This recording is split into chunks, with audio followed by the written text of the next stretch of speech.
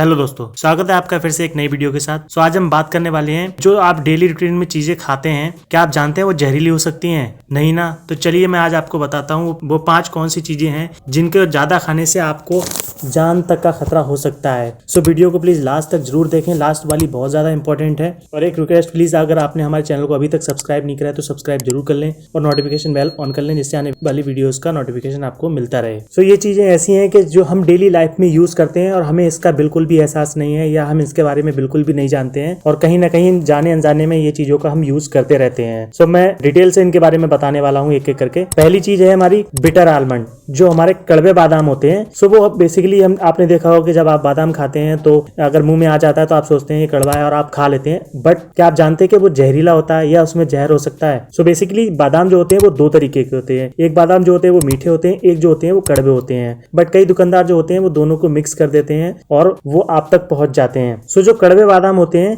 वो टॉक्सिक होते हैं। सो इनमें एक टॉक्सिन पाया जाता है हाइड्रोजन साइनाइड। अब हाइड्रोजन साइनाइड जो होता है वो बहुत ज्यादा खतरनाक पॉइजन होता है। इसकी थोड़ी सी मात्रा लेने से आपकी जान का खतरा हो सकता है। सो अगर आप कड़वे बादाम 10 बादाम तक खा लेते हैं तो ये आपके लिए बहुत ज्यादा सीरियस पॉइजनिंग का केस हो सकता है। अगर बच्चा कोई खा ले या कमजोर या बूढ़ा अगर कोई खा ले तो उसके लिए तो बहुत जान जाने तक का खतरा हो सकता है। सो इसलिए खाते समय कड़वा बादाम आपके मुंह में आ जाता है तो उसको फेंक देना चाहिए, यूज नहीं करना चाहिए। आपको हमेशा स्वीट बादाम ही खाने चाहिए। नंबर 2 है ग्रीन पोटैटो, मतलब हरे आलू। आलू 2 तरीके के होते हैं। एक तो वो होते हैं जिनमें येलो कलर के होते हैं, हल्का येलो कलर होता है, और दूसरे वो होते हैं जो आपने देखा होगा हल्के हल्के से ग्रीन, या तो पैचेस पड़े होंगे या पूरा आलू ग्रीन होगा। सो जो ग्रीन आलू होता है उसमें बेसिकली 2 चीजें पाई जाती हैं। एक क्लोरोफिल होता है, उसको हरा रंग प्रोवाइड करता है जिसकी वजह से वो हरा होता है, वो क्लोरोफिल होता है। और दूसरा होता है सोलोनेस। सोलोनेस, क्लोरोफिल से तो हमें कोई नुकसान नहीं है, बट जो सोलोनेस होता है वो हमारे लिए नुकसानदायक होता है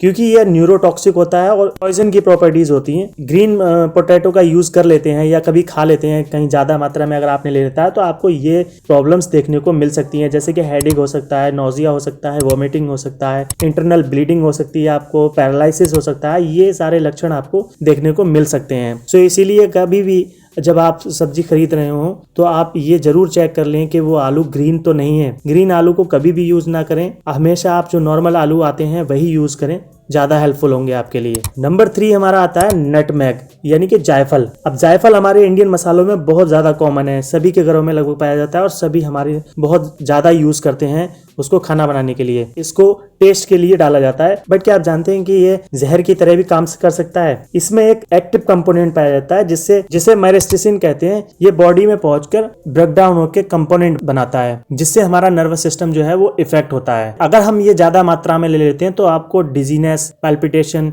चक्कर आना, नोजिया या वॉमिटिंग, ये सारे सिम्टम्स आपको दिखाई दे सकते हैं। सो जो हम घरों में खाते हैं बेसिकली वो तो एक लिमिटेड मात्रा होती है, बहुत थोड़ा सा यूज किया जाता है, उससे इतना ज्यादा इफेक्ट नहीं होता है। बट अगर जो लोग इसको एज ए मेडिसिन यूज कर रहे हैं या किसी के बताने पे यूज कर रहे हैं तो वो बिना डॉक्टर की सलाह के इसको कभी ना लें, ये बहुत ज्यादा नुकसानदायक हो सकता है आपके लिए। मसाले में भी आप लिमिट में यूज करें तो ज्यादा हेल्पफुल होगा आपके लिए। नंबर 4 पॉइंट आता है हमारा रेड किडनी बीन्स, यानी कि राजमा। राजमा हम लोग बहुत ज्यादा खाते हैं, बट अगर आप कभी धोखे से या किसी भी तरीके से अगर कम पका हुआ अध पका राजमा अगर खाते हैं तो क्या आप जानते हैं कि ये एक जहर की तरह काम कर सकता है? राजमा में एक टॉक्सिक सब्सटेंस पाया जाता है जिसको हम लैक्टिन बोलते हैं। इसको अगर आप ज्यादा मात्रा में खा लेते हैं तो ये सिम्टम्स दिखाई देंगे आपको, जैसे कि आपके एब्डोमिनल पे पेन होगा, आपको वॉमिटिंग हो सकती है, नोजिया हो सकता है। सो जब भी आप राजमा खाते हो तो ये मेक श्योर हो जाए कि आप उसको तभी खाएं जब वो अच्छी तरीके से पक गया हो। उसको कच्ची मात्रा में बिल्कुल भी ना खाएं, या आपकी हेल्थ के लिए बहुत ज्यादा नुकसानदायक हो सकता है। अब नंबर 5 और लास्ट और बहुत ज्यादा इंपॉर्टेंट पॉइंट है वो है ब्राउन राइस। आप चौंक गए होंगे सुन के, बट हाँ, ये ब्राउन राइस की मैं बात कर रहा हूँ। आपने सुना होगा कि ब्राउन राइस बहुत हेल्दी होता है हमारे लिए, और लोग कहते हैं कि इसको रेगुलर यूज भी करना चाहिए जिससे हमारी हेल्थ अच्छी रहती है।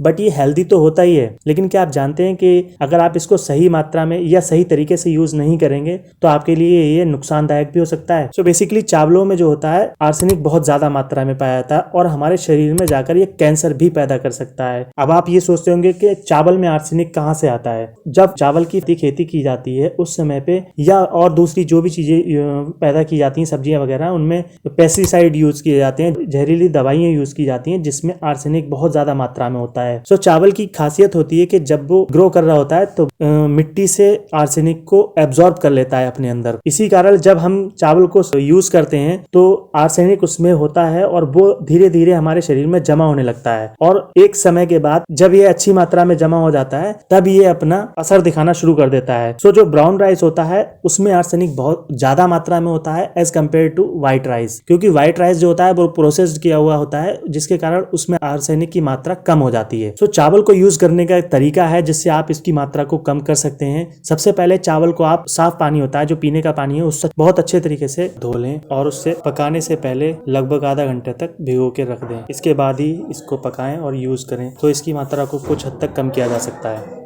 तो वीडियो पसंद आया तो प्लीज लाइक जरूर करें और हमारे चैनल को अभी सब्सक्राइब कर लें ऐसे ही हेल्थ